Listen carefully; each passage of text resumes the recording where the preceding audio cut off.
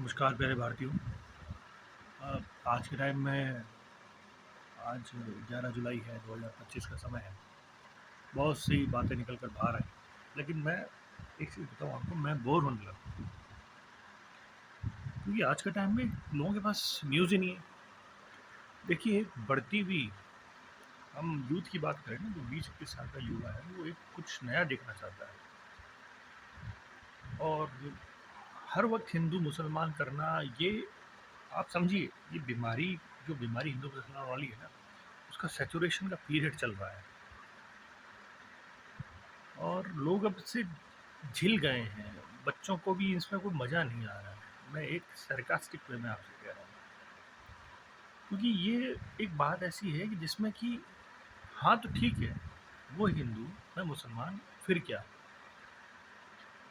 फिर बीच में कहीं से कोई संत महात्मा ये वो इधर उधर आ जाएंगे, हम हिंदू हम हिंदू।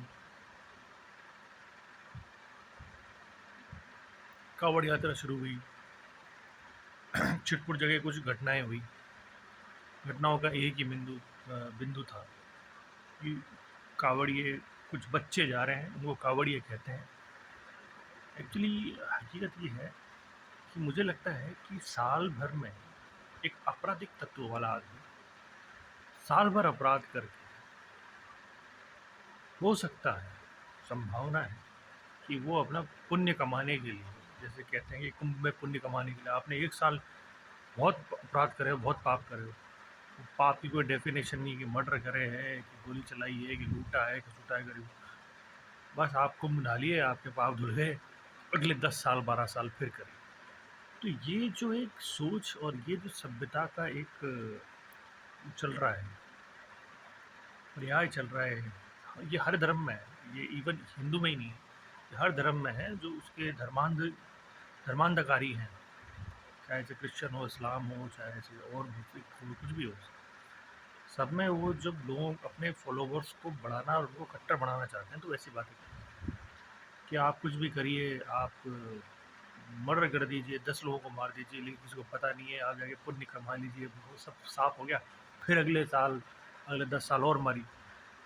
तो एक्चुअली धर्म की भी एक, हर धर्म के अंदर लोगों को विवेचना करनी चाहिए, उनको एक तरीके की डिस्कशन करना चाहिए कि हम धर्म को डिफाइन कैसे करें।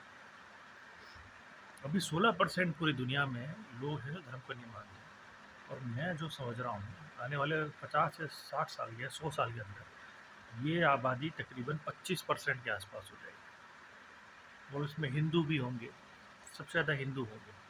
क्योंकि इनको इस तरीके से करके, अरे आपकी मेन प्रॉब्लम्स को सॉल्व करिए। आप कोई भी देश धर्म से कैसे बढ़ता है? अभी इसराइल को देख लीजिए आप, छोटा देश है, छोटी पॉपुलेशन है, बहुत कम मानने वाले, अच्छा खासा चल रहा था देश, अच्छा खासा। इधर हमला उधर हमला, ये कर देंगे वो कर देंगे, यूं यूं यूं, और उलझ गए बेचारे। वहाँ के नागरिक परेशान हो रहे हैं। अब एक आम नागरिक का जो बच्चा पैदा होता है ना, जो पॉलिटिशियन नहीं है, वो सर्वाइवल के लिए कोशिश करता है, बेटा पढ़ लिख सब काम कर।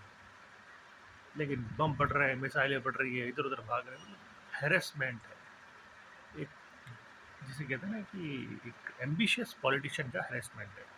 हिंदुस्तान में भी ये चल रहा है।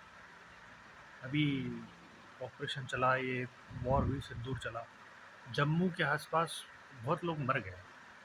मैं तो एक से ज़्यादा को बहुत गए, किसी ने नहीं पूछा था, कोई नहीं पूछने गया। यहाँ तक कि ये दक्षिणपंथी मुखिया जो है, इन्होंने भी अपना संवेदनाएं प्रकट ही नहीं करी।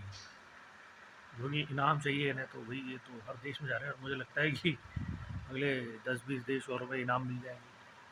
लेकिन मैं इनसे कहना चाहता हूँ, जो भी एडवाइज़र इनके हैं, इस तरीके से इनाम नहीं दिलाए जाते। इन इनामों का कोई नहीं है। आज आप हैं, जिस दिन आप हटे, उसके अगले दिन से ही आपको डिक्लाइन किया जाएगा, और आपका कोई इतिहास नहीं रहेगा। कई हज़ार साल की हिंदू संस्कृति में, हिंदुस्तान के इतिहास में आपके इतिहास को ख़त्म कर दिया जाएगा, मान के चलिए। तो आप कर क्या रहे हैं?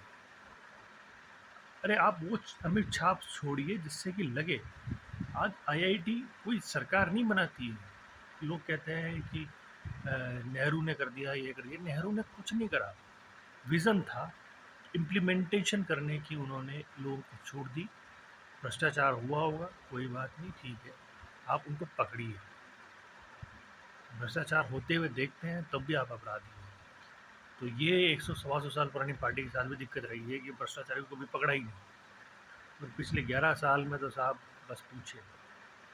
अब आते हैं इन सब बातों को छोड़ के कि अब इलेक्शन कमीशन जो है, हमारे चुनाव आयोग जो है हिंदुस्तान, बहुत ही मतलब एक रेपुटेड संस्था थी कुछ सालों तक। अब इनका माहौल बनता है। और एक्चुअली क्या है, किसी संस्थान से जुड़ा हुआ, जैसे आर्मी की बात करें, संस्थान से जुड़ा हुआ इंसान भी कहता है कि साहब ऐसी बातें मत करें, आप तो आज है, 2 साल बाद आपका पद बदल जाएगा, लेकिन कोई एक अच्छा आदमी आना चाहे तो वो भी नहीं आएगा। बेसर पैर की बातें नहीं करें, दिमाग वाले लोगों को अपने यहाँ रखें। नागपुर वाले लोगों को रखने से, नागपुर की जो दक्षिणपंथी विचारधारा वाले लोग हैं, नागपुर के प्रॉपर में लिबरल्स हैं जो दक्षिणपंथी हैं, उनको मत रखिए। उनको रखने से कचरा ही हो रहा है। अब आपने ये कर दिया है, अब ये करेंगे, वो करेंगे, सुप्रीम कोर्ट में चले गए, आप कुछ भी कर लीजिए, डिफेंड कर लीजिए, आप बचा लीजिए, लेकिन आपकी साख, आपको गलत फहमी है कि दुनिया में आपकी साख बच रही है, आप उतना ही डिक्लाइन हो रहे हैं। हिंदुस्तान की हैसियत सिवाय 150 करोड़ पॉपुलेशन की एक मार्केट के अलावा कुछ नहीं है। आप लिख के रख लीजिए, जितने एक्सपर्ट हैं वो ये बता दें कि 150 करोड़ का मार्केट के लिए लोग इनके पास जुड़े हुए हैं। आज अगर ये पॉपुलेशन 50 करोड़ हो, कोई घास नहीं डालेगा हिंदुस्तान में। 150 करोड़ में एक आपके 50-60 करोड़ की जो मिडिल क्लास पॉपुलेशन है, जिसको चूस रहे हैं, इससे टैक्स ले लेके ख़त्म कर रहे हैं, क्योंकि आपकी पॉलिसी 11 साल में ख़राब थी। अब आप ये चुनाव आयोग जैसी संस्था को भी आप इम्प्लीमेंट करवा रहे हैं अपने ही हिसाब से। इतना एम्बिशियस होना सही नहीं है। तो मेरा ये मानना है कि आप सब कुछ कर रहे हैं, आप रूल्स रेगुलेशन के हिसाब से सब कर रहे हैं, लेकिन ऐसे एक अजीब-गरीब तरीके के फैसले ना लें जिनसे कि आपकी मक्खुल उठ रहा है। और मक्खुल आप पता नहीं, मैंने तो अपने पहले वीडियो में भी कहा है कि समझदार लोगों को हर वर्ग चाहता है, ना समझों को हर कोई नहीं चाहता। लिबरल क्लास सबसे समझदार, सबसे पढ़ी लिखी क्लास होती है और सबसे वाइब्रेंट माइंडसेट और आइडियोलॉजी वाली होती है। वो सबको अपने साथ जोड़ना चाहता है। और आप लोग जिस तरीके से लोग बना रहे हैं, आज ये हमला हो गया या वो हमला हो गया, हम यूँ कर देंगे, वो कर देंगे, ये ढाबे का नाम, वो नाम, अरे साहब छोड़ो यार, इन सब बातों से कुछ नहीं होता। फिर भी आप मेरे चैनल को सब्सक्राइब करिए, यूट्यूब पे आप फेसबुक जाके आप मेरे यूट्यूब चैनल देख सकते हैं, उसको लिंक करिए, सब्सक्राइब करिए। जय हिंद, जय भारत।